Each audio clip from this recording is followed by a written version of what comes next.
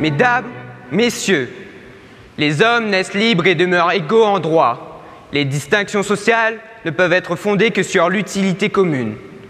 Je pense que l'article 1er de la Déclaration des droits de l'homme et du citoyen de 1789 n'est pas respecté partout dans le monde. Ces grands principes, hier affirmés, me paraissent aujourd'hui bafoués dans la zone de l'océan Indien pour des raisons politiques, raciales et d'orgueil.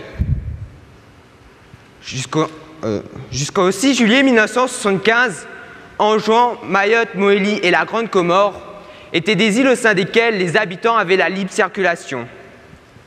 À cette date, les Comores sont devenues indépendantes et aujourd'hui, Mayotte est française. Avant 1975, les habitants de cet archipel, qui sont pour la plupart des familles dispersées dans les îles, pouvaient se rendre visite sans aucun problème.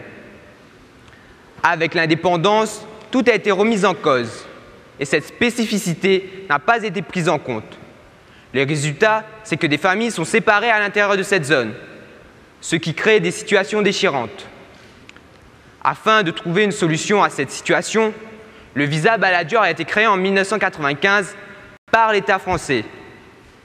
Il a pour effet de limiter la circulation entre Mayotte et ses îles voisines, mais il est depuis de nombreuses années dénoncé par les associations de défense des droits des étrangers qui lui reprochent d'encourager tout simplement l'immigration sauvage des Comoriens vers Mayotte.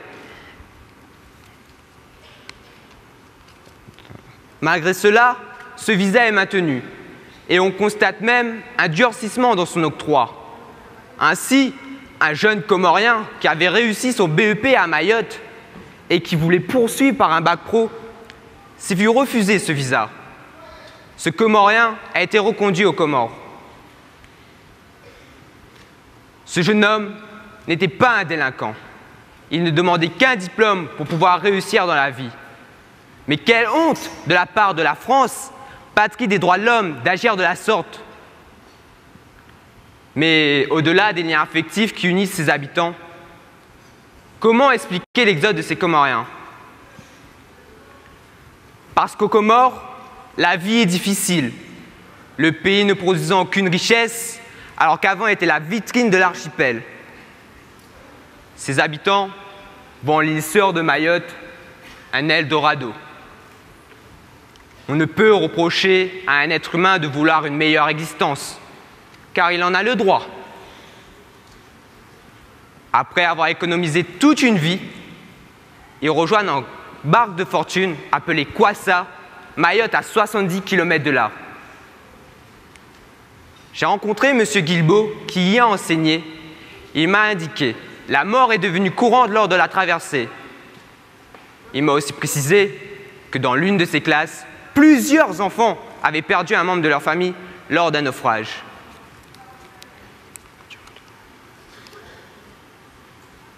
Quand les clandestins arrivent à Mayotte, ils n'ont pas l'existence dont ils rêvaient.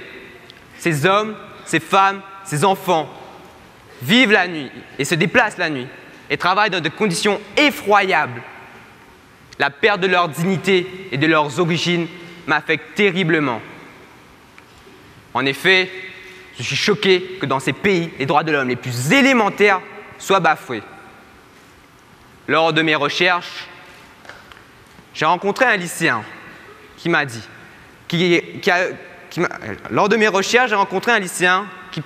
que ses parents possédaient une entreprise de pompes funèbres à Mayotte. Donc 90% du chiffre d'affaires provenait des naufrages de Kwassa, donc des noyés. Apparemment, le traitement des corps se fait sans réelle éthique, ni même respect de l'être humain.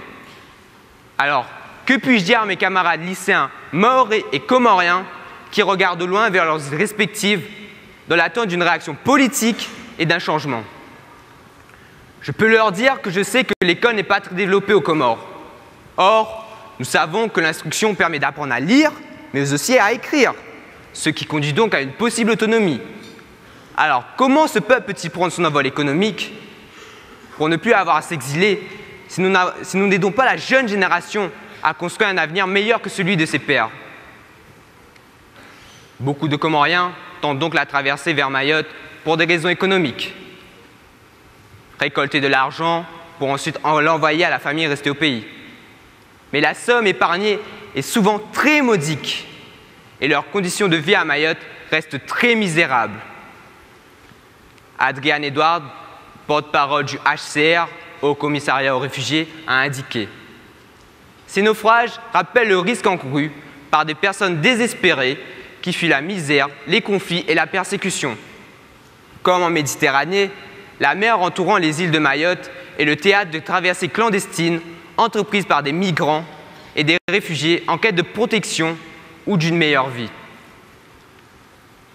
Plus loin de nous, Martin Luther King a dit: une injustice commise quelque part dans le monde est une menace pour la justice dans le monde entier. Il serait affligé de constater que l'injustice possède encore une dimension mondiale au XXIe siècle. Mais quelle solution existe-t-il afin d'enrayer ces drames?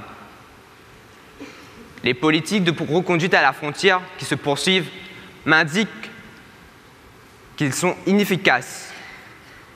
Alors, pourquoi ne pas attribuer un visa systématique le temps des études? Pourquoi ne pas relancer les accords bilatéraux entre la France et les Comores pour créer une zone de libre circulation? Pourquoi ne pas dynamiser l'économie de cet archipel en valorisant ses atouts naturels? On pourrait y développer une économie basée sur le tourisme balnéaire et en rapport avec le volcan Kerala.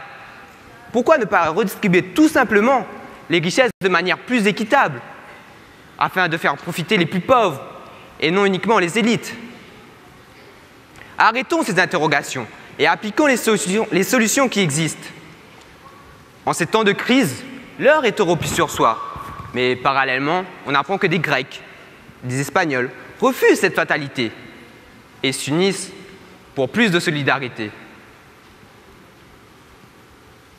Soyons solidaires des Comoriens et aidons-les à sortir de cette crise. Un proverbe de l'île de la Réunion, d'où je suis originaire, dit: mettre la main ensemble, tout le monde va avancer.